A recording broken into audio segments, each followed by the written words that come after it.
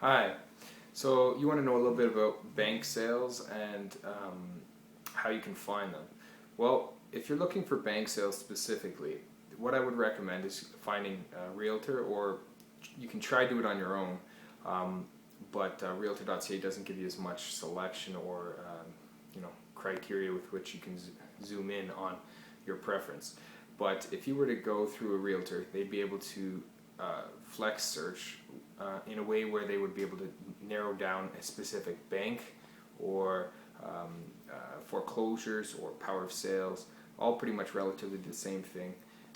In essence, it's just someone who has to sell their house as a result of non-payment of their mortgage, or too high of debt and they can't get refinancing.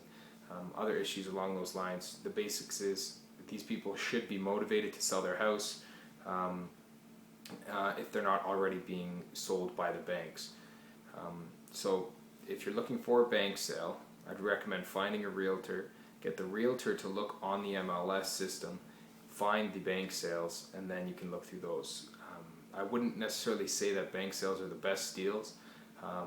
I myself have experience in purchasing a bank sale. There's lots of things that you need to take into requirement for value overall for the house, because obviously people look at price first and they come to the interpretation of value. But if you look at the relativity of having someone who values their house, puts money back into the home, those homes will tend to have a lot less defects than a house that's been neglected.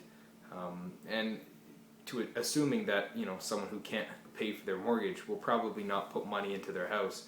But that's not always the case across the board. But either way, sometimes it's better to purchase a house that's been well taken care of than buying a house sold by the bank, because now you've got someone who is fairly upset that they can no longer own their own home.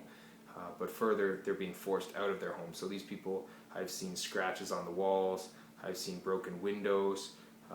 Then you have potential people living in the home, which is nuts.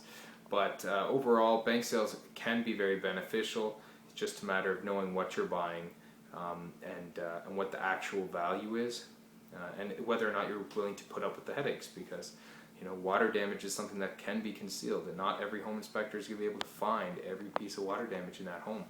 So I would say that when you're contemplating purchasing a property, I'd start with an overhead view of all the listings of all the properties for sale, rather than already narrowing down into the narrow-minded, not to offend anyone, but it is to narrow-mind yourself down to particularly looking for bank sales, because then you run the risk of making that mistake, unanticipating value for dollars.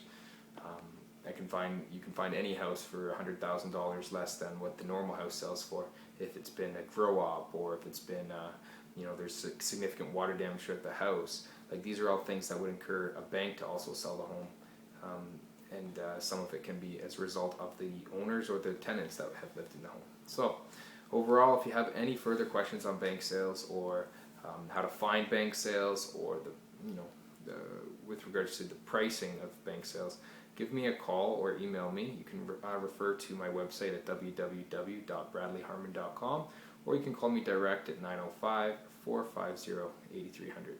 Thanks for watching, and have an awesome day, guys. Bye.